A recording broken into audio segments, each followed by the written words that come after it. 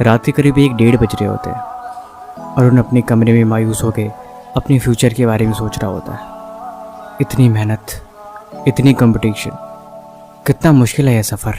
कभी कभी तो हिम्मत भी नहीं होती आगे बढ़ने की। मेरी ज़िंदगी में क्या होगा, मैं कुछ कर पाऊंगा भी या नहीं। फिर तो ऐसे ही वक्त और पापा के पैसे दोनों बर्बाद हो जाएंगे।